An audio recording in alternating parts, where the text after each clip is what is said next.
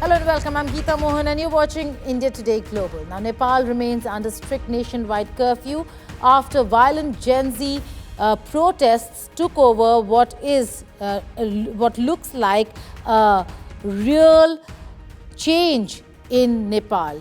The protest shook the Himalayan nation earlier this week, and in the capital, Kathmandu, the army ordered residents to stay indoors as soldiers flooded the streets overnight to stop the deadly unrest that toppled the government and saw protesters set public buildings on fire.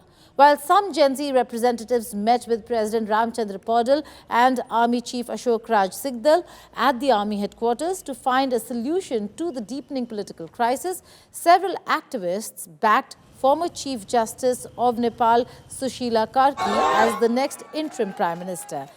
There are others who support Kulman Singh, former CEO of Nepal Electricity Authority as well. Gen Z protesters clashed outside the Nepal Army headquarters this afternoon as well on the issue of negotiations with the army and the road ahead for the country.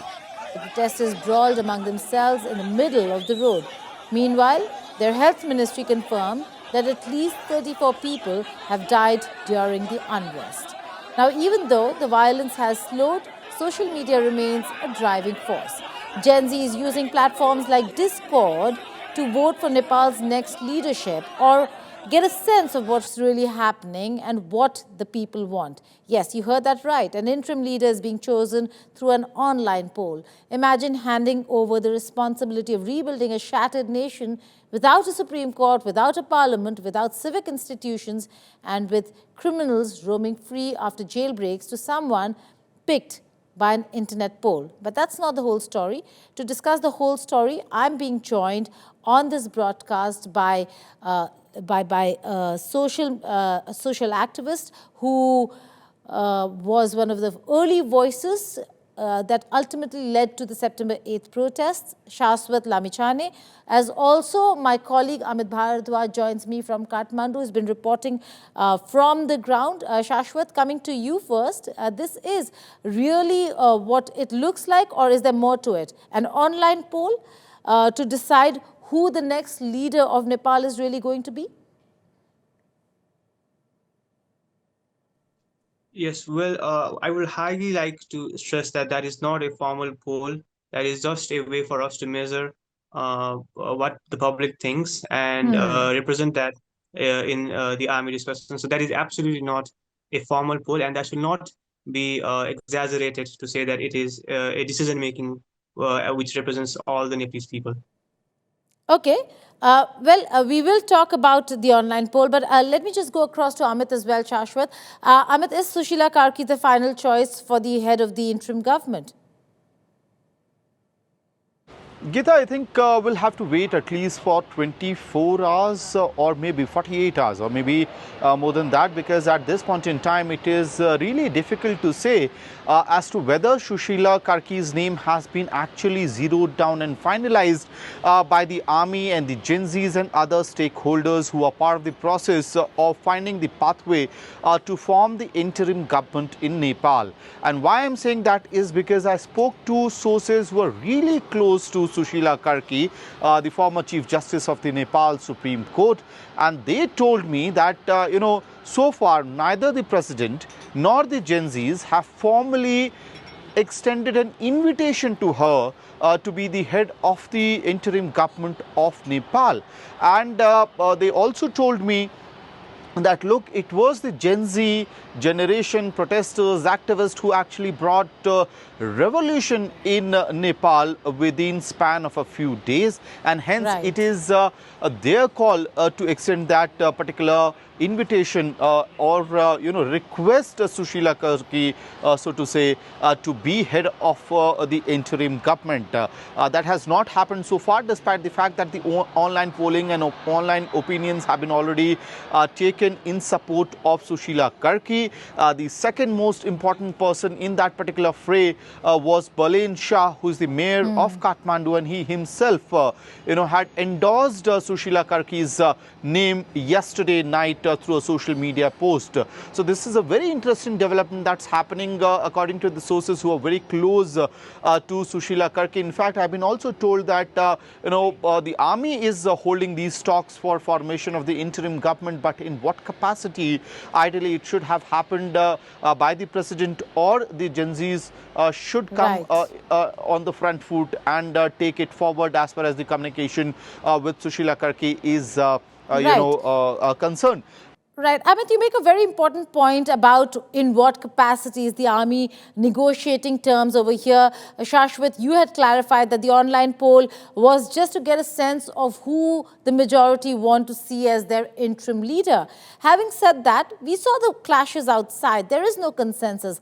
Was there ever a clear name that you and your peers thought would lead the country and bring stability to Nepal? Shashwat. When we started out, it was not about toppling the government, which is why we didn't think about that.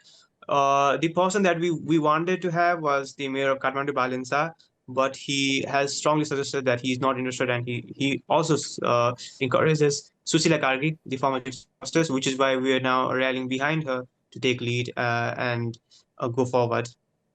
Right. Amit, that's exactly what you were saying, what Shashwat is saying, that the front runner initially was Balen Shah.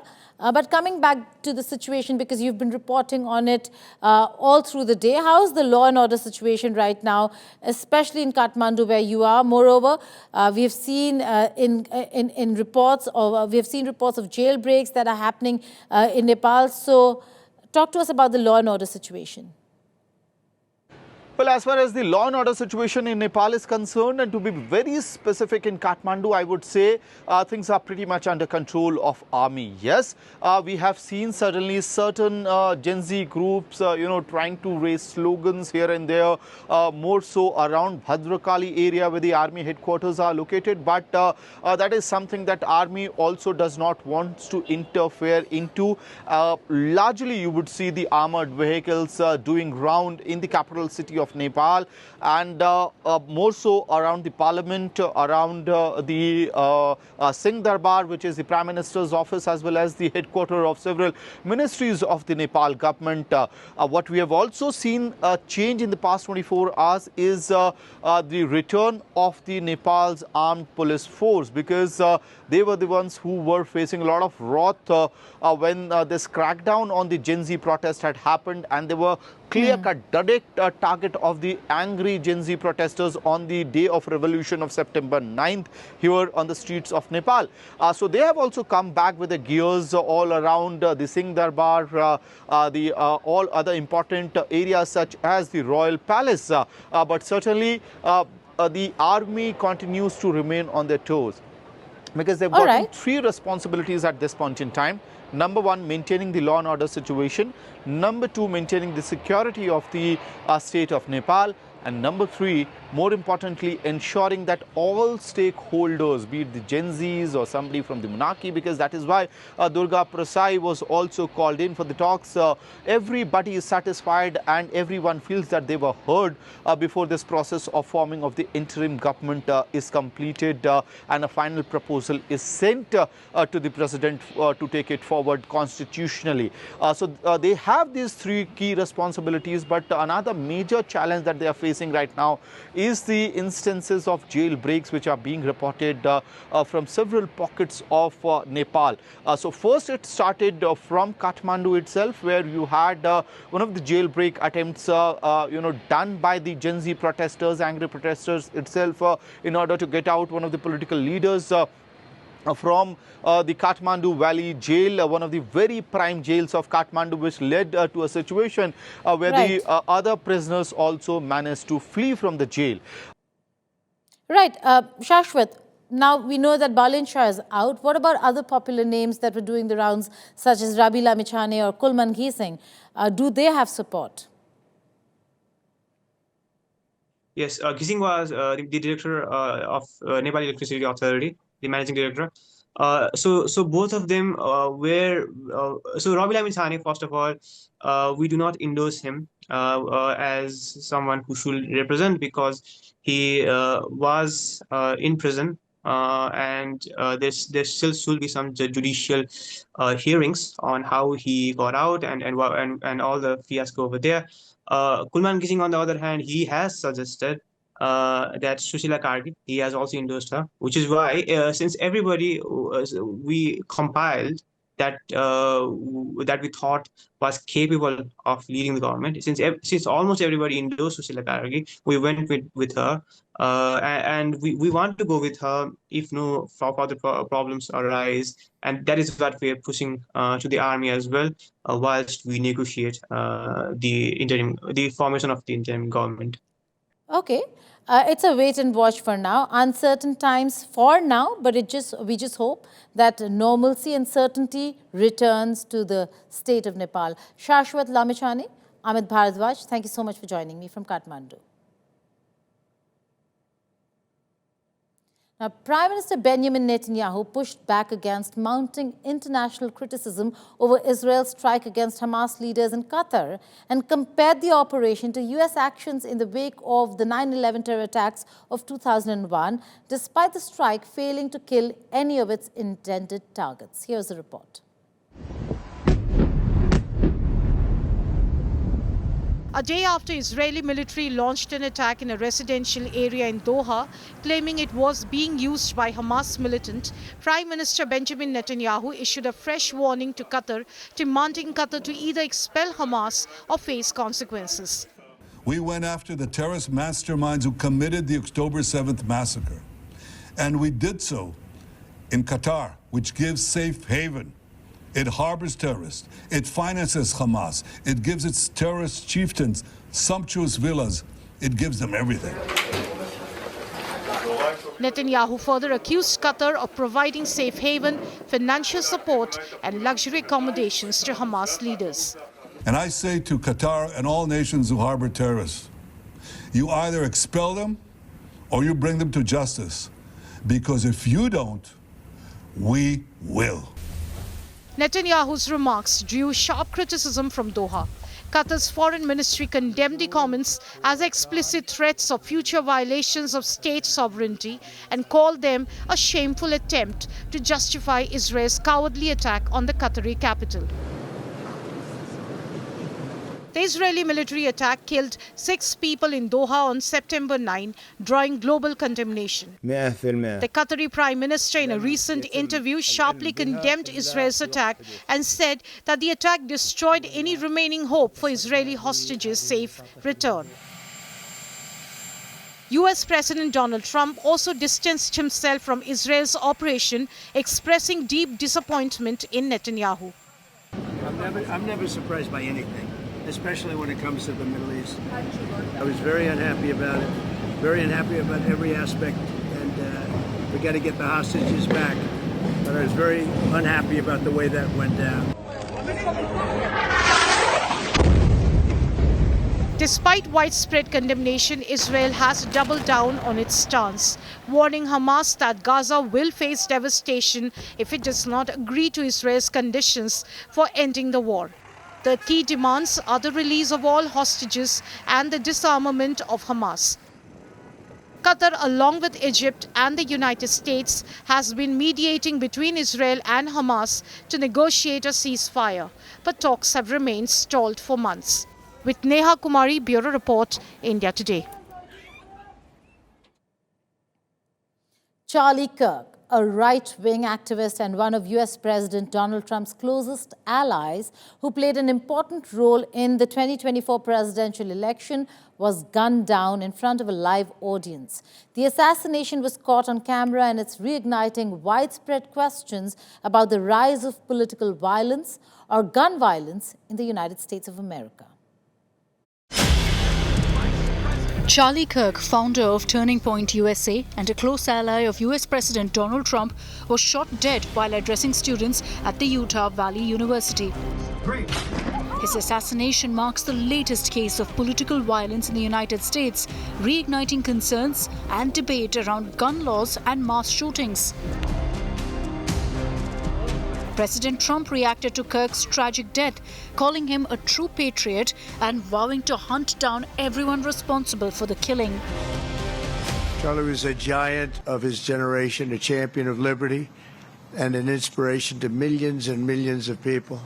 I'm pleased to announce that I will soon be awarding Charlie Kirk posthumously the Presidential Medal of Freedom. Former Presidents Barack Obama and Joe Biden also condemned the murder, posting messages on social media. While the country is in shock and voices against gun violence has now taken center stage, Kirk's own stance on gun violence has been controversial. Back in 2023, Kirk, while addressing the issue of gun violence, seemed to suggest that some deaths due to gun violence were worth it in order to protect the Second Amendment to project God-given rights. He was a supporter of gun rights in the country and had made the remarks after a shooting took place at Christian Covenant School in Nashville, Tennessee. But I think it's worth it. I think it's worth to have a cost of, unfortunately, some gun deaths every single year, so that we can have the Second Amendment to protect our other God-given rights. That is a prudent deal. It is rational. Nobody talks like this. They live in a complete alternate universe. The Second Amendment of the US Constitution protects a citizen's right to keep and bear arms. It's important to note that political assassinations are not new to the United States. 4 sitting American presidents, including Abraham Lincoln and John F. Kennedy, have been assassinated in the past. Most recently, President Trump survived an assassination attempt at a rally in Pennsylvania, suffering only a wound to his ear. In Kirk's assassination case, police initially arrested 2 suspects, but both were later released. A manhunt is ongoing, with multiple agencies, including the FBI, involved in tracking down those responsible. With Neha Kumari, Bureau Report, India Today.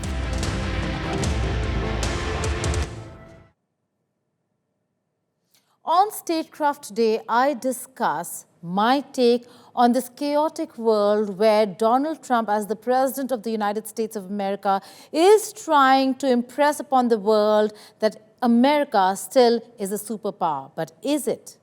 Here's my take, an excerpt from the entire detailed analysis, which you can watch on India Today Global's YouTube channel. But for now, my take.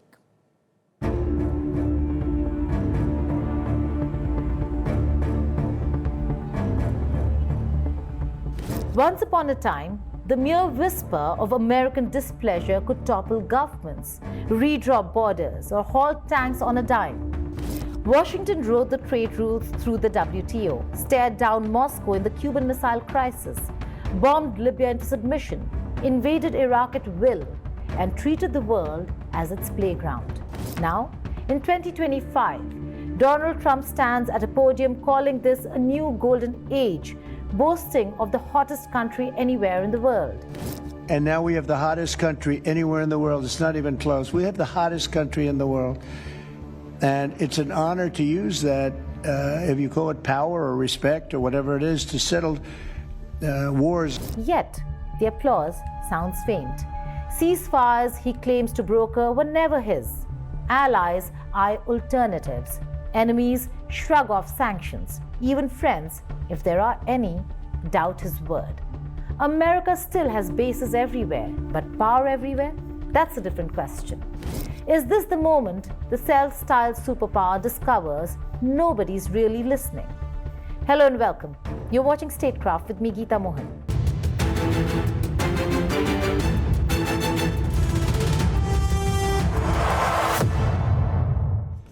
President Trump keeps insisting America is still number 1, largest economy, strongest military, 1 war a month peacemaker. But beneath the slogans lies a different story. A country retreating from multilateral leadership, shrinking its global footprint, and turning inward.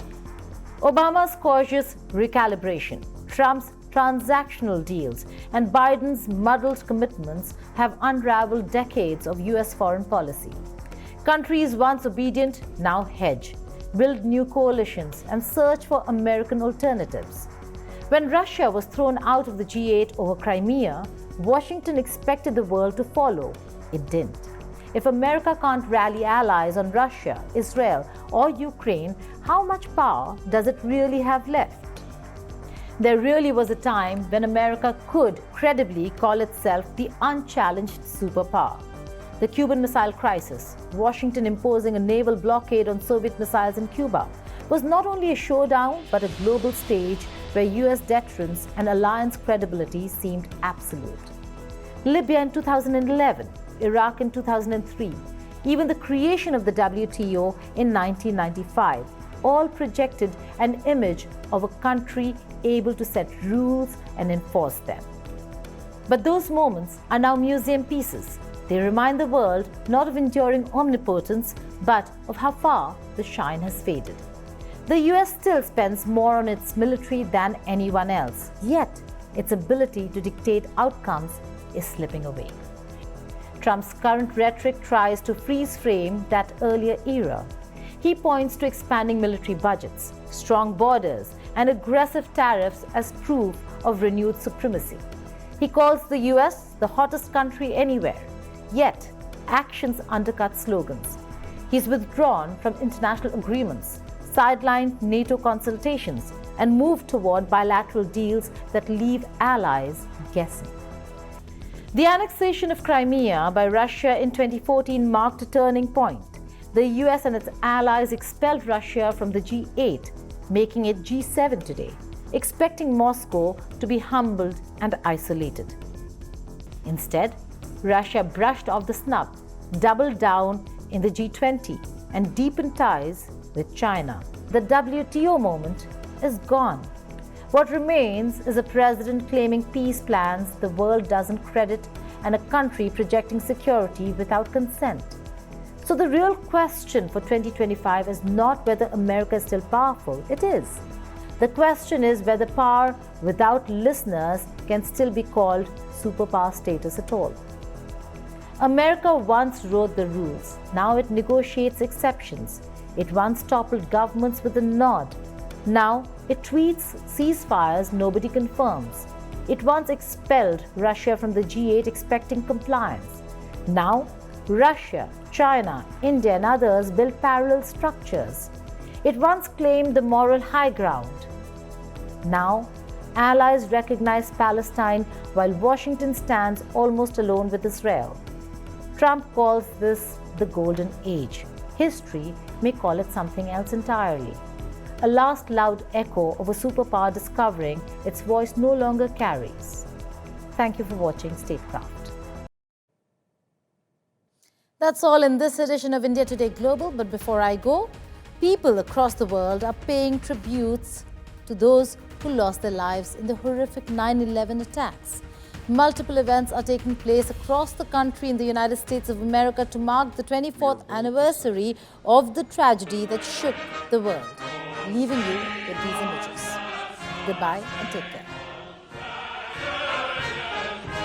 First class, Jose O. Calderon, United States Army.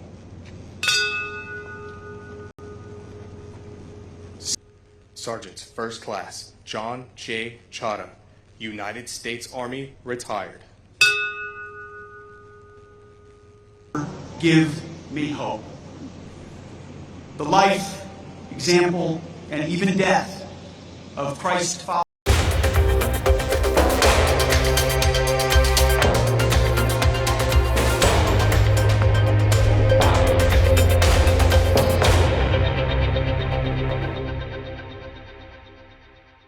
Channel